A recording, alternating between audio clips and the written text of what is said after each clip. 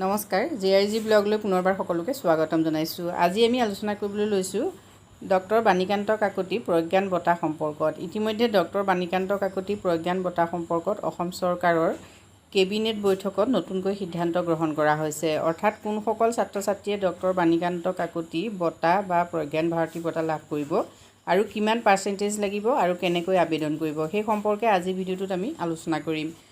প্ৰজ্ঞান ভাৰতী বঁটাৰ জৰিয়তে ছাত্ৰ ছাত্ৰীসকলক স্কুটাৰ বিতৰণ কৰা হয়। ইতিমধ্যে অসম চৰকাৰে আজি কেইবাবছৰো ধৰি ছাত্ৰীসকলক বিশেষকৈ স্কুটাৰ দিছিল, কিন্তু যোৱা বছৰৰ পৰা ছাত্ৰসকলকো স্কুটাৰ প্ৰদান কৰা হৈছে। এতিয়া এই বছৰ যিসকলে 2023 চনত হায়াৰ ছেকেণ্ডেৰী পাছ কৰিছে সেইসকল ছাত্ৰ ছাত্ৰীয়ে এই প্ৰজ্ঞান ভাৰতী বঁটাটো লাভ কৰিবলৈ সক্ষম হ'ব।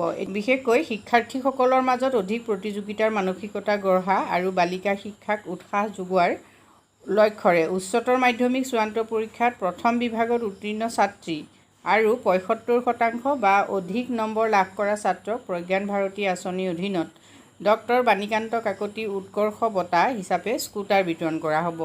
গতিকে তোমালোকে নিশ্চয় গম পাইছা যে যিসকল ছাত্ৰী আছে ছাত্ৰীসকলে প্ৰথম বিভাগ পোৱা সকলো ছাত্ৰীয়ে স্কুটি পাব। অৰ্থাৎ 60% পালে তেওঁলোকে স্কুটি পাব, আৰু যিসকল ছাত্ৰ আছে ছাত্ৰসকলে 75% বা 75%ৰ ওপৰত পালে স্কুটাৰ লাভ কৰিব। লগতে 30,203 গৰাকী ছাত্ৰী আৰু 5,566 গৰাকী ছাত্ৰক 269 কোটি টকা ব্যয়েৰে 35,770খন স্কুটাৰ বিতৰণ কৰা হ'ব। এই স্কুটাৰ লাভ কৰিবৰ বাবে ছাত্ৰ ছাত্ৰীসকলে কি কৰিব লাগিব সেই সম্পৰ্কত তোমালোকে জানি লোৱা। প্ৰজ্ঞান ভাৰতী বঁটাৰ বাবে এতিয়াও অনলাইন আৰম্ভ হোৱা নাই। যিহেতু অনলাইন আৰম্ভ হ'লে তোমালোকক জনাবলৈ চেষ্টা কৰিম।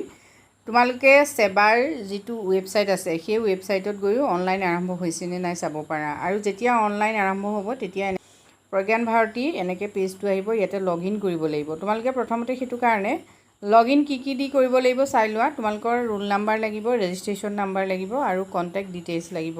Select your option, complete the form, upload the documents, click on submit, download the application. এইখিনি তোমালোকে কৰিলে এপ্লাই কৰিব পাৰিবা। এতিয়া তোমালোকক কি ডকুমেণ্টছ লাগিব সেই সম্পৰ্কটো তোমালোকে চাই লোৱা।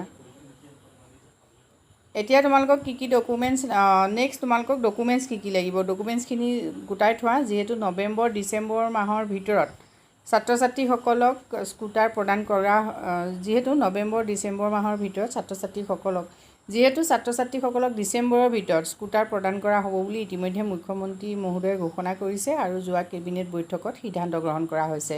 গতিকে ডকুমেণ্টছ কি লাগিব তোমালোকে চাই লোৱা। ডকুমেণ্টছ লাগিব Aadhaar card, school ID, 12th grade marksheet, undergraduate or graduate marksheet, passport size photo. এইখিনি হ'লে তোমালোকে আবেদন কৰিব পাৰিবা। আজি ভিডিঅ'টোত আমি তোমালোকৰ বাবে এইখিনি তথ্য আগবঢ়াইছোঁ। যদি ভিডিঅ'টো ভাল লাগিছে তেনে লাইক কৰিবা, কমেণ্ট কৰিবা। ভৱিষ্যতে এনেধৰণৰ ভিডিঅ' পাবৰ বাবে মোৰ চেনেলটো ছাবস্ক্ৰাইব কৰি থ'বলৈ নাপাহৰিবা। ধন্যবাদ।